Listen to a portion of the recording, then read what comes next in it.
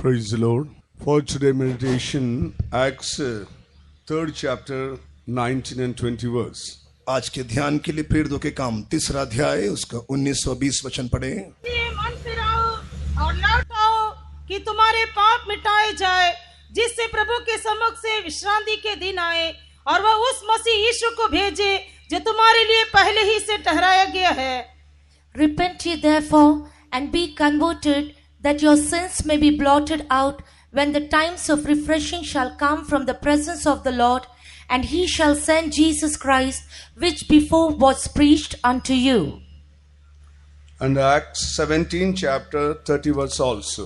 और प्रेरितों के काम 17 अध्याय उसका 30वां वचन भी पढ़े।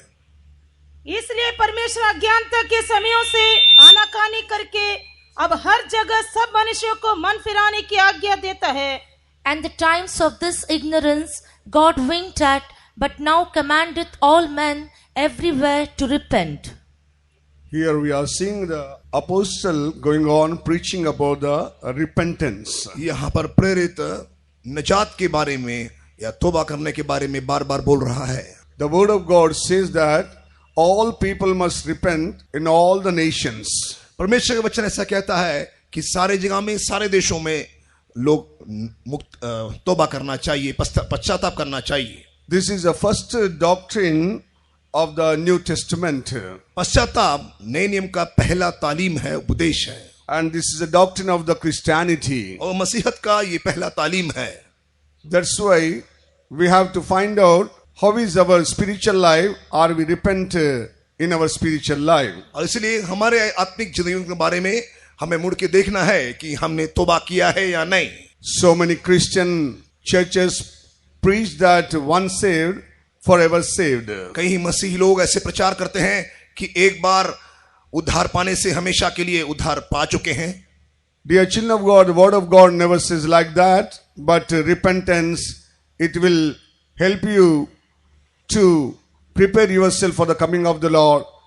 Till you die, you have to examine your life and repent your life. परमेश्वर का वचन ऐसा कहता नहीं है, लेकिन हमारे जीवन के अंत तक, यीशु के आगमन तक हमें पश्चाताप करना चाहिए। This repentance not only for the New Testament people, it is written even the Old Testament also. ये पश्चाताप का तजुर्बा नए नियम के लोगों के लिए केवल नहीं, पुराने नियम में भी इसके बारे में जिक्र किया गया है। When we read the Luke's 24 chapter 44 to 47th verse, लूका का सुसमाचार 24वां अध्याय उसके 44 से 47 तक जब हम पढ़ते हैं, फिर उसने उनसे कहा, ये मेरी वे बातें हैं जो मैंने तुम्हारे साथ रहते हुए तुमसे कही थी, कि अवश्य है कि जितनी बातें मूसा की व्यवस्था और भविष्यवक्ताओं और भजनों की पुस्तकों में मेरे विषय में लिखी है, सब पूरी हो। तब उसने पवित्र शास्त्र बूझने के लिए उनकी समझ खोल दी और उनसे कहा, यो लिखा है कि मसीह दुख उठाएगा और तीसरे दिन मरे हुओं में से जी उठेगा, और यरूशलेम से लेकर सब जातियों में मन फिराव का और पापों की क्षमा का प्रचार उसी के नाम से किया जाएगा। in the name of Jesus, the repentance and remission of sin should be preached. यीशु मसीह के नाम के द्वारा मन फिराव और पापों की क्षमा की प्रचार किया जाना चाहिए। After the resurrection of the Lord Jesus Christ, Lord commanded his disciple to go and preach the remission of sins and repentance. पुनरुत्थान पाने के बाद प्रभु यीशु मसीह अपने चेलों को आदेश दिया कि वो जाकर पापों की क्षमा के बारे में और पश्चाताप के बारे में प्रचार करें। Dear child of God, tonight also we are preaching the repentance and remission of sins. आज रात भी अजीजों, हम उस मन फिराव के बारे में और पापों की क्षमा के बारे में हम प्रचार कर रहे हैं। Man needs the repentance in his life. मनुष्य को अपने जीवन में पश्चाताप चाहिए। If you won't repent, you never turn towards your God. यदि आप तौबा नहीं करेंगे, कभी भी अपने परमेश्वर की ओर आप लौट नहीं आएंगे। That's why first step of the Christianity life, the repentance in our hearts. इसलिए मसीहत का पहला कदम हमारे दिल में तौबा या पश्चाताप होना चाहिए। Not outwardly repentance, it must be true repentance. बाहरुनी एक पश्चाताप नहीं, लेकिन दिल के अंदर से एक सही मन फिराव होना चाहिए। When you read the Ezekiel 18 chapter 29 to 31 verses, Ezekiel किताब 18 अध्याय उसका 29 से 31 तक जब हम पढ़ते हैं, Bible says that repent yourself. Bible कहता है कि तुम पश्चाताप करें। why you will be dying? यदि नहीं तो तुम मर जाएंगे। Why be die? अब तुम क्यों मर जाओगे? When you are not repent for yourself, Bible says you will be die. यदि आप अपने पापों के लिए तौबा पश्चाताप नहीं करेंगे तो तुम मर जाओगे। Dear children of God, Adam died because he never repent in his life. आदम इसलिए मर गया क्योंकि उसके जीवन में उसने तौबा किया ही नहीं। He sinned against God, he disobeyed the commandment of the Lord, वो पाप किया, परमेश्वर के व्यवस्था का उल्लंघन कर दिया, but he never repent for his sin. लेकिन अपने गुनाहों के लिए कभी भी उसने तौबा नहीं किया। He is going on blaming Eve, and Eve blaming the serpent, but they never repent in their lives. हम देखते हैं कि आदम हवा के ऊपर दोष लगाया, हवा ने सांप के ऊपर दोष लगाया, लेकिन इन्होंने कभी भी तौबा नहीं किया। God going on speaking and going on asking, but he never repent in his life. परमेश्वर वहां उनसे बातचीत किया, सवाल पूछता रहा, लेकिन इन्होंने कभी तौबा नहीं किया। That's why he died in the spirit. इसलिए वो अपने प्राण में मर गया। He lived 930 long years, but he never repent in his life. 930 साल अपने जीवन में वो जीवित रहा, लेकिन वो कभी तौबा नहीं किया। Dear child of God, how many years or how much age you have, I don't know, but are you repent for your sins? अजीज भाई, हम नहीं जानते कि आपका उम्र क्या है, लेकिन क्या आपके जिंदगी में आपने तौबा किया? Adam never repent till he died 930 long years. 930 साल आदम ने पश्चाताप नहीं किया। That's why tonight we have to examine our own spiritual life. इसलिए आज रात हमारे आत्मिक जिंदगी को हमें जांचना अनिवार्य है। In the New Testament days, we are seeing the 4 important persons going on preaching about the repentance. नए सदी में हम नए नियम में देखते हैं कि 4 खास लोग इस पश्चाताप के बारे में मनादी कर रहे हैं, प्रचार कर रहे हैं। First of all, we are seeing the beginning, the John the Baptist going on preaching about the kingdom of God and repent. सबसे पहले यूहन्ना बपतिस्मा देने वाला तौबा के बारे में और परमेश्वर के राज्य के बारे में प्रचार किया। When you read the Matthew 3rd chapter, 1st verse and 2nd verse and 7th verse, मत्ती का सुसमाचार 3रा अध्याय उसका पहला, दूसरा और 7वां वचन जब हम पढ़ते हैं, उन दिनों में यूहन्ना बपतिस्मा देने वाला आकर यहूदिया के जंगल में यह प्रचार करने लगा कि मन फिरो, क्योंकि स्वर्ग का राज्य निकट आ गया है। जब उसने बहुत सारे फरीसियों और सदुकियों को बपतिस्मा के लिए अपने पास आते देखा, तो उनसे कहा कि हे सांप के बच्चों, तुम्हें किसने जता दिया कि आने वाले क्रोध से भागो? Dear children of God, John the Baptist going on preaching about the kingdom of God as well as the repentance of their life. यूहन्ना बपतिस्मा देने वाला पश्चाताप के बारे में, उनके जीवन के गुनाहों के बारे में वो प्रचार करता रहा। Without the repentance, there is no chance to enter into the kingdom of God. पश्चाताप के बगैर परमेश्वर के राज्य में प्रवेश करने के लिए कोई मौका है ही So, नहीं। in the New Testament beginning only, the John the Baptist going on preaching about the repentance. इसलिए नए नियम में हम देखते हैं कि यूहन्ना बपतिस्मा देने वाला तौबा के बारे में, पश्चाताप के बारे में बोलता रहा। Who told you to flee from the wrath? और किसने तुम्हें उस क्रोध से भागने के लिए कहा? Dear child of God, why you need the repentance in your life? क्यों आपके जीवन में पश्चाताप जरूरी है? Because there is a great wrath going to come upon this earth. क्योंकि इस पृथ्वी में बहुत बड़ा क्रोध आने वाला है। To save from that great wrath, you need the repentance in your life. उस बड़ा क्रोध से बचने के लिए आपके जीवन में तौबा अनिवार्य है। That's why John the Baptist going on preaching the children of Israel as well as the Jews. इसलिए यूहन्ना बपतिस्मा देने वाला इस्राएलियों की ओर, यहूदियों की ओर प्रचार कर रहा था। To flee, who told you to flee from the wrath? किसने आपको उस क्रोध से बचने के लिए बताया? But John the Baptist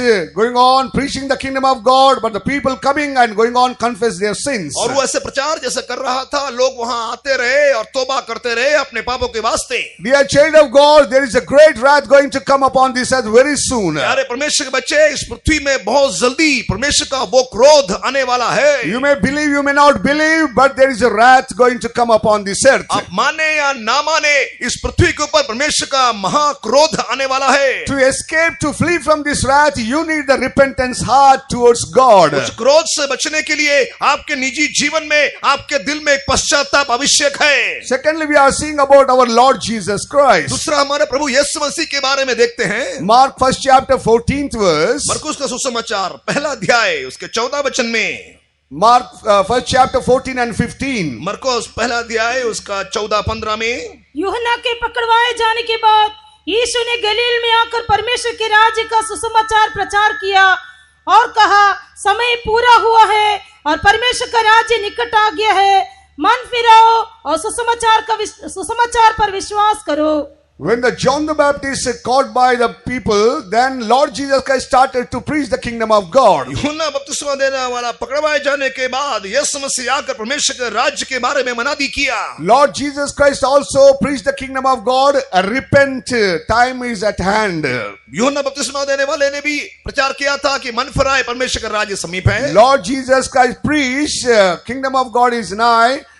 Kingdom of God is at hand. Repent for your sins. यहाँ यीशु मसीह भी प्रचार कर रहा है कि परमेश्वर का राज्य निकट आ गया है, मन फिराओ। Dear child of God, without the repentance, no man can enter into the kingdom of God. यार परमेश्वर के बच्चे, तौबा के बगैर कोई भी उस राज्य में, परमेश्वर के राज्य में दाखिल नहीं हो सकता है। Time is at hand means time fulfilled, all the things going to finish very soon. Lord going on preaching today also the word of God telling tonight to you that you have to repent for your sins. समय पूरा हुआ मतलब बोली गई सारे बातें पूरा हो चुका है, समय निकट आ गया है, अब आपको तौबा करने का यही वक्त है। Luke 13 chapter 3 verse says, लूका 13 उसके 3 में, if you won't repent, you will perish like other people. यदि तुम तौबा न करोगे तो और लोग के जैसे मर जाओगे। In the time of the Herod, so many people killed.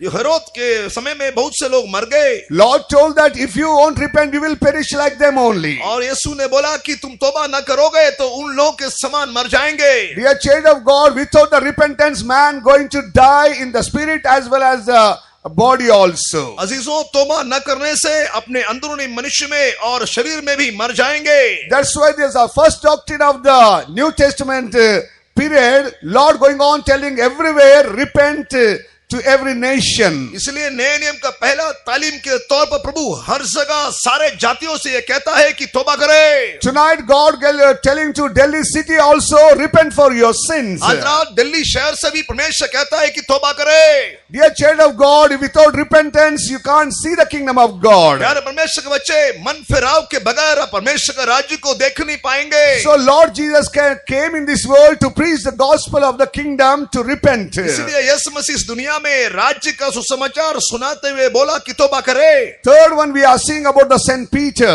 तीसरा प्रेरित पत्रस के बारे में देखते हैं। Acts 2nd chapter 37 and 38 verse says, प्रेरितों के काम दूसरा अध्याय उसके 37-38 में he's going on preaching in the 2nd chapter about the crucifixion of the Lord Jesus Christ. और दूसरा अध्याय में यीशु मसीह के सलीब पे चढ़ाए जाने के बारे में वहां वर्णन कर रहा है। You only crucify the Lord Jesus Christ, but God raised from the dead. तुमने यीशु मसीह को सलीब पे चढ़ाया, लेकिन खुदावन ने उसे मुर्दों में से जिंदा जिलाया। When they heard that, their hearts are pricked.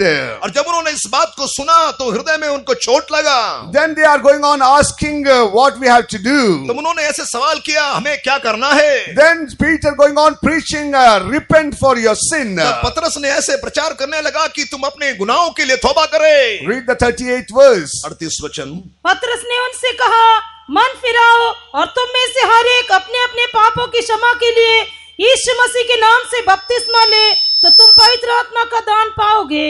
The word of God says that repent and take the water baptism for the remission of sin. परमेश्वर का वचन कहता है कि आप तौबा करें, बपतिस्मा ले, ताकि तुम्हारे पापों का क्षमा हो जाए। Everyone starting their preaching, their ministry by the repentance only. ये सारे तौबा के तालीम के साथ अपना मनादी या प्रचार शुरू कर रहे हैं। Because the kingdom of God will open whosoever repent their life. क्योंकि परमेश्वर का राज्य उनके लिए खुला जाता है जो पहले तौबा करता है। You are not going to live on this earth permanently. This kingdom is not your kingdom. आप इस पृथ्वी में सदा के लिए नहीं रहेंगे, ये दुनिया का राज्य हमेशा के लिए नहीं है। One day you have to live on this earth and you have to enter into the kingdom of God. एक दिन इस दुनिया छोड़ के आपको परमेश्वर का राज्य में दाखिल होना है।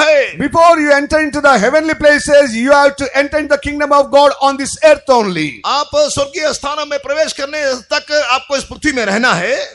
You have to enter into the kingdom of God on this earth only. इस पृथ्वी में ही परमेश्वर का राज्य में आपको प्रवेश करना है। The repentance only open the doors of the kingdom of God. और उस परमेश्वर का राज्य के लिए तौबा ही आपके लिए द्वार खोलता है। When the Peter preached the gospel, 3,000 people took the water baptism, entered into the kingdom of God. जब पतरस ने प्रचार किया तो 3,000 लोगों ने तौबा किया, बपतिस्मा लिया, परमेश्वर के राज्य में दाखिल हो गए। Dear child of God, tonight also God asking to repent to enter into the kingdom of God. आज रात भी परमेश्वर के बच्चे आपसे कहता है कि आप तौबा करें, परमेश्वर के राज्य में दाखिल हो जाएं। Those days the children of Israel and Jews killed the Lord Jesus Christ, और ये नहीं कहना कि यहूदियों ने और इस्राएलियों ने यीशु मसीह को सलीब पर चढ़ाया crucified on the cross. और उनको सलीब पर टांग दिया। Dear child of God, but if we want to repent, we are also crucifying the Lord with our deeds. यदि हम तौबा नहीं करेंगे तो हमारे क्रियाओं के द्वारा, पापों के द्वारा यीशु को सलीब पर चढ़ा रहे हैं। That's why tonight turn towards God by the repentance. इसलिए आप तौबा या पश्चाताप के द्वारा अपने खुदावन की ओर आप फिर आए, लौट आए। Fourth person, we are seeing the great apostle Saint Paul. हम आगे प्रेरित पौलुस के बारे में देखते हैं। Acts 26 chapter 20 verse. प्रेरितों का काम 26 उसका 20वां वचन में, परंतु पहले दमिश्क के, फिर यरूशलेम के रहने वालों को और यहूदिया के सारे देश में और अन्य जातियों को समझाता रहा कि मन फिराओ और परमेश्वर की ओर फिरकर मन फिराओ के योग्य काम करो। Repent and turn to God. मन फिराओ, परमेश्वर की ओर फिर जाओ। Dear child of God, the apostle Paul going on preaching to the people and make them to understand, repent and turn to God. प्रेरित पौलुस लोगों को यह स्मरण दिलाता है कि तौबा करे, परमेश्वर की ओर फिर जाए। What is the meaning of the repentance? उस तौबा का अर्थ क्या है? Turn from sin and devil गुनाह से, शैतान से फिर जाए and turn towards God. परमेश्वर की ओर फिर जाए। Repentance means you have to turn from the sinful life as well as the hands of the devil. तौबा मतलब आपके पाप की जिंदगी से और शैतान से फिरना है। Secondly, you have to turn towards God.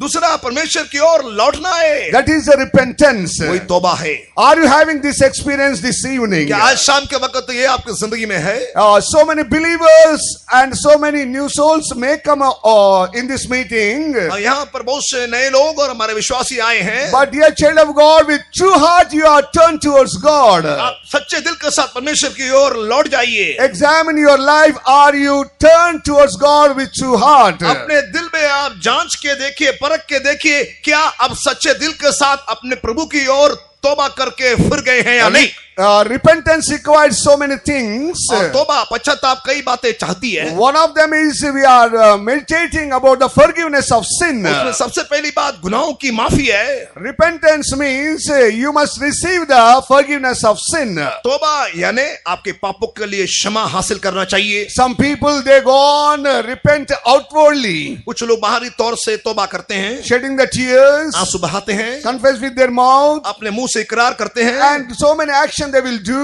और कई एक्शन वो करते हैं, With a true heart they never repent in their life. लेकिन सच्चे दिल से वो तौबा नहीं करते।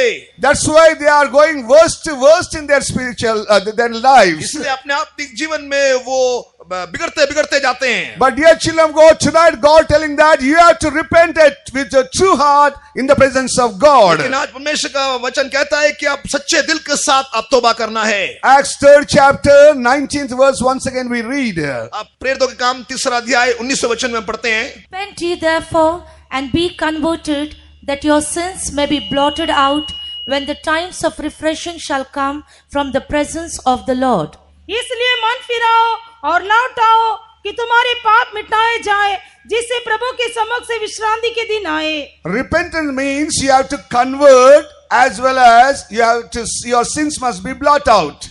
मन फिराव यानी आप बदलना चाहिए ताकि आपके पाप मिटा दिए जाए। Your life must be converted. आपका जीवन में बदलाव आना चाहिए। Your sins must be blotted out. आपके पापों को मिटाना चाहिए। That is a really repentance action will take in your life. वही तौबा के जरिए से सच्ची प्रतिक्रिया आपके जीवन में जो दिखाई देती है। Dear child of God, when we go through the Bible, so many sins uttered by the saints of God. जब परमेश्वर के वचन में देखते हैं, संतों के द्वारा कई प्रकार के पापों के बारे में हम देखते हैं। When you read the Mark 7 chapter 21 verse, Lord himself told so many type of the sins dwell in our hearts. मरकुस 7:21 में कई प्रकार के पाप हृदय में पाया जाता है, ऐसे वहां पर हम देखते हैं। Every sinner having that list of the sin in their life. गुनाहों की तालिका या लिस्ट वहां पर हम पढ़ते हैं। Lord told that all these things dwell in your heart and make you defiled. यीशु ने कहा कि ये सारे बातें हृदय में रहती है और उसे अशुद्ध करती है। Mark 7 chapter 21 verse explaining so many types of the sin hidden in our hearts only. Marcus को सुसमाचार 7वां अध्याय 21वें वचन में दिल में छिपी हुई कई पापों के बारे में हम देखते हैं। Dear child of God, if you hide that sins in your heart, that will not bring the repentance in your life. प्यारे बच्चे, आपके दिल में गुनाहों को आप छुपा के रखेंगे तो आपके जीवन में एक पश्चाताप का अनुभव नहीं आएगा। Especially evil thoughts which is come out of your hearts. खास तौर से बुरी विचार जो आपके हृदय के अंदर से आती है। Like that, so many things we are reading that word. ऐसे कई बातें उस वचन में लिखा हुआ है। But especially tonight, I want to mention 7 things which the children of God going on doing the sin before the Lord. लेकिन खास तौर से 7 बातें जो परमेश्वर के बच्चे बार बार करते हैं इसके बारे में कहना चाहता हूं। But people not understanding they are doing that type of the sins. लेकिन लोग समझते नहीं कि वो उस प्रकार के गुनाह कर रहे हैं। First of all, we are seeing about the all unrighteousness is a sin, the word of God says. सबसे पहले सारा अधर्म पाप है ऐसे वचन फरमाती है। 1 John 5th chapter 17th verse says, पहला यूहन्ना 5:17 में all unrighteousness is a sin. सारे अधर्मिकता पाप है। Dear child of God, the unrighteousness life is a sinful life. अधर्मिकता का जीवन पाप का जीवन है। So whatever we are doing the unrighteousness, it is a sin in the sight of God. हमारे जीवन में कोई भी अधर्म के काम क्यों ना करे वो खुदा के नजरिया में वो पाप है। Blood of Lord Jesus Christ make you righteous, but before that unrighteousness working the children of God. यीशु मसीह के लहू के द्वारा सारे पाप को धो डालता है, लेकिन उससे पहले एक व्यक्ति में वो अधर्मिकता पाया जाता है। Dear children of God, what is the unrighteousness? पहले बच्चे अधर्मिकता क्या है? When you read the Matthew 5th chapter 20 and 21 verses, मत्ती 5:20 और 21 में हम देखते हैं there we are seeing that unrighteousness means your righteous, if your righteous is not exceeding than the Pharisees and scribes, you will not enter into the kingdom of God. वहां पे अधर्मिकता यीशु मसीह ने फारसी और सादिकियों के धार्मिकता का साथ तुलना किया और कहता है कि तुम्हारा धार्मिकता फारसी सादिकी की धार्मिकता से ज्यादा ना होंगे तो उसके राज्य में प्रवेश नहीं But करेंगे। Lord Jesus mentioning the unrighteousness things which is working in the children of God. परमेश्वर के लोगों में जो धार्मिकता काम करता है उसके बारे में यीशु मसीह कहता है, When we read the continually 5th chapter 21 and 22, मत्ती का सुसमाचार 5वां अध्याय आगे 22 और 23 वचन जब पढ़ते हैं, तुम सुन चुके हो कि पूर्व काल के लोगों से कहा गया था कि हत्या ना करना, और जो कोई हत्या करेगा वह कचहरी में दंड के योग्य होगा। परंतु मैं तुमसे कहता हूँ कि जो कोई अपने भाई पर क्रोध करेगा वह कचहरी में दंड के योग्य होगा, और जो कोई अपने भाई को निकम्मा कहेगा वह महासभा में दंड के योग्य होगा। Lord told all these things, but we are not observe those things. यीशु मसीह ने इन सारे बातों को तो बोला लेकिन हम उसको मानते नहीं है। In the same verse, God going on mentioning about the danger, danger, danger. और उसी जगह में वहां पर खतरा खतरा ऐसे वचन यीशु मसीह कहता है। When we see the danger symbol, we will fear to go near to that. खतरा ऐसा चिन्ह हम जब देखते हैं, साइन बोर्ड देखते हैं तो उसके पास जाने के लिए हम डरते हैं। But here we are mentioned the 3 things are danger only. यहाँ पर 3 बातें खतरनाक कैसे बोला गया है। One is angry.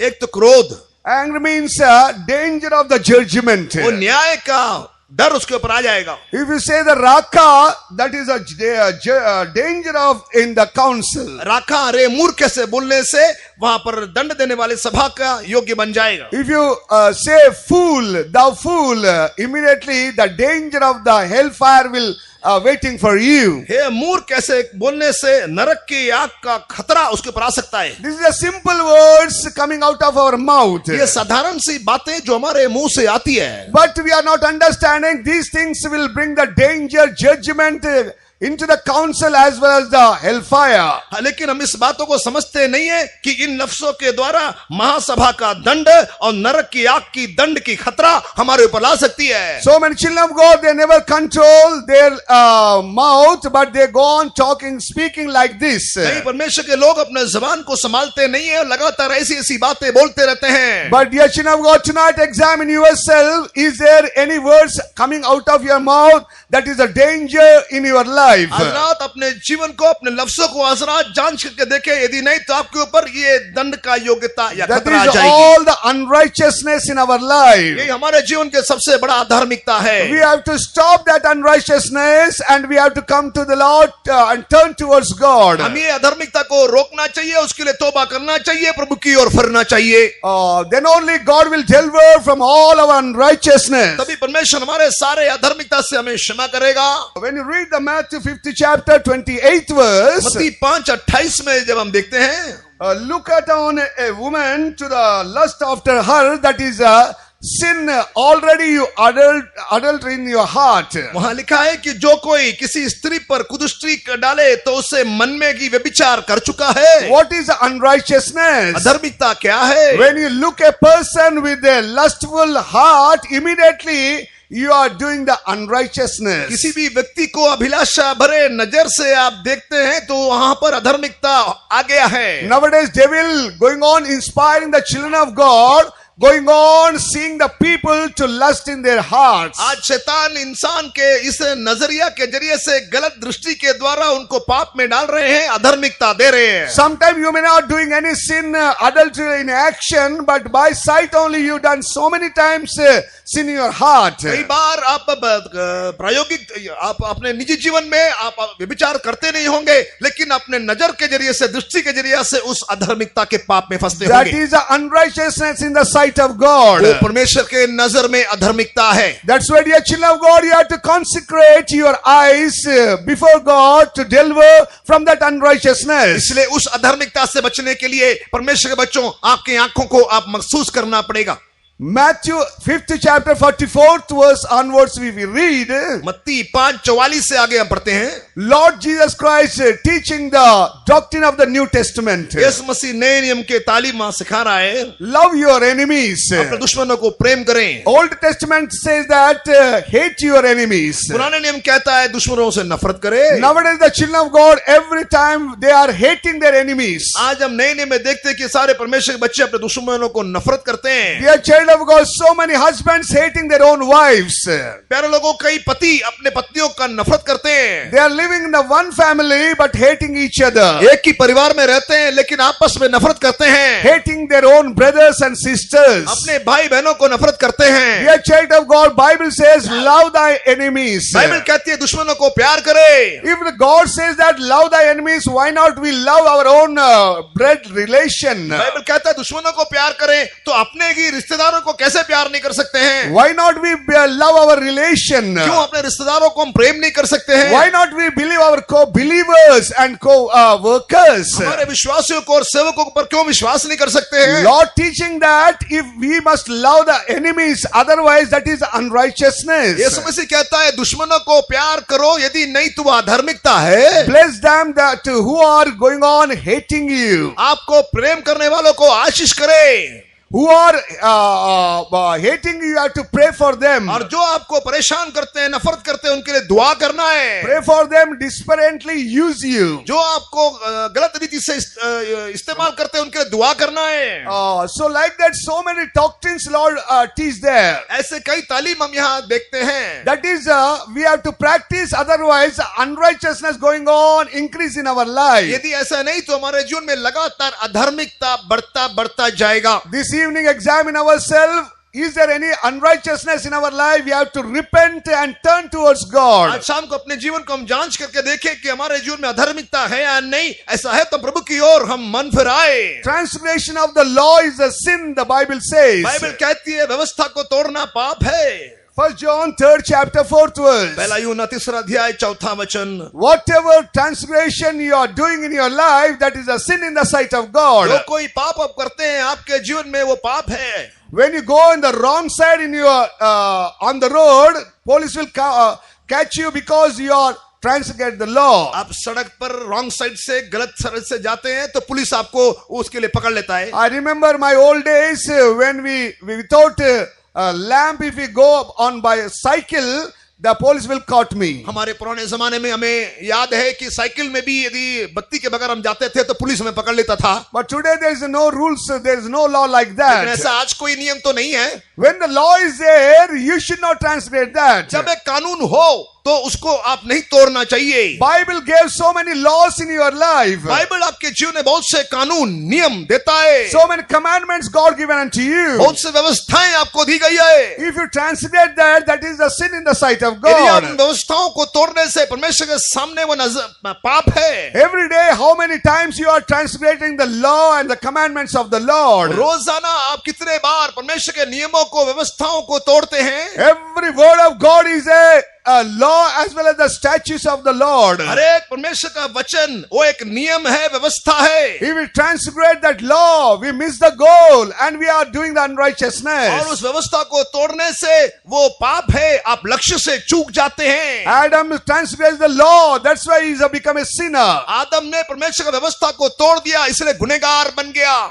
Whatever not by faith, not comes by faith, that is a sin, the Bible says. Bible आगे कहती है कि जो कोई विश्वास से नहीं आता है वो भी पाप है। Romans 14 chapter 23rd verse. रोमी 14 का 23 में Whatever is not of faith is sin. जो कुछ विश्वास से नहीं आता है वो पाप है। Dear children of God, we are telling that we are live by faith. परमेश्वर के बच्चों, हमसे बोला गया है कि विश्वास से जीवन बिताए, But so many times we are disobeying that law of faith and doing our own desires. लेकिन कई बार हम उस विश्वास की व्यवस्था को तोड़कर अपने मर्जी से चलते हैं। Just shall live by faith, but we are not living by faith. धर्मी जन विश्वास से जीवन बिताएगा, लेकिन हम विश्वास से नहीं चलते हैं। When trouble comes, we are running towards the men. और When trouble comes, we are running towards the men. जब परेशानी आती है तो हम इंसान के पीछे भागने लगते हैं। When you are lack of the money, you are going and borrowing and bringing for the debts. जब पैसे की कमी हो जाती है, दूसरे से जाकर आप उधार मांगते हैं। When you are sick, you are searching for the doctors and magicians. जब आप बीमार हो जाते हैं तो वैद्यों के पीछे, डॉक्टरों के पीछे जाते हैं, जादूगरों के पीछे जाते हैं। When a man not lived by the faith, that is a sin in the sight of God. जब कोई इंसान विश्वास का जिंदगी ना बिताए तो खुदा के सामने वो गुनाह है। This evening examine, or you live by faith as a righteous इसलिए man. आज रात अपने आप को जांच के देखे कि परमेश्वर के सामने विश्वास के द्वारा